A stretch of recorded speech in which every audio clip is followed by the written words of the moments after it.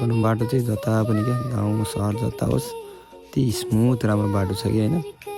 गाडी चलाउनु चाहिँ आनन्द आउँछ क्या ड्राइभिङ गरौँ गरौँ गरौँ जस्तो लाग्छ खुट्टा तन्काउने ज्यान मर्काउने घाँटी मर्काउने हात खुट्टा तन्काउने पहिला बच्चाले एकदम फ्रेस बनाउँदो रहेछ यता एक्सर्साइज गरेर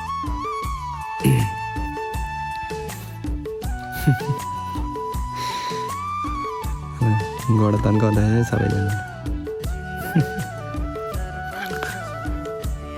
अब यहाँ जापानको किन्डरगार्टन स्कुलहरू चाहिँ कस्तो हुँदो रहेछ भने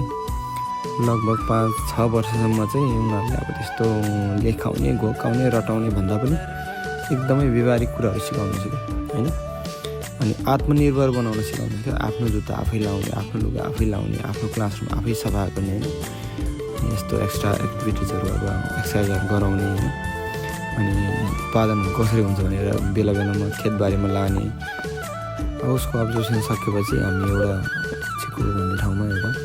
बुद्धिस्ट टेम्पलमा गयौँ होइन दर्शन गरियो एकदम राम्रो टेम्पल रहेछ दर्शन गरियो फोटोसोटो खिच्यो अनि रमाइलो ठाउँ रहेछ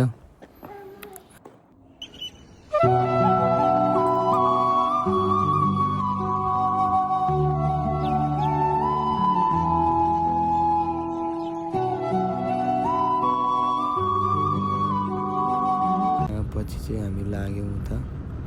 माछेमा भन्ने सहरतिर मेन सिटीतिर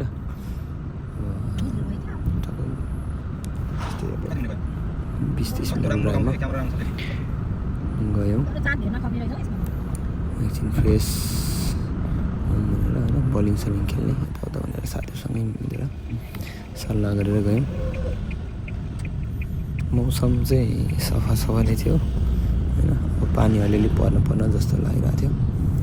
भए पनि पानी चाहिँ परेन जे होस् यात्रा रमाइलो भयो केटाहरूसँग गेम खेल्न धेरै पछि गयो बच्चालाई पनि यसो अब रमाइलो हुने होइन आफूलाई पनि रमाइलो हुने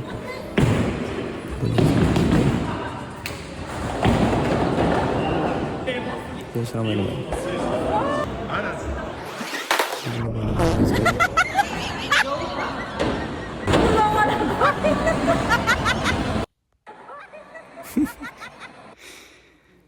ल पुच्चीले एकछिन रमाइलो गऱ्यो अनि त्यसपछि खानासाना खाएर फर्क्यौँ धन्यवाद।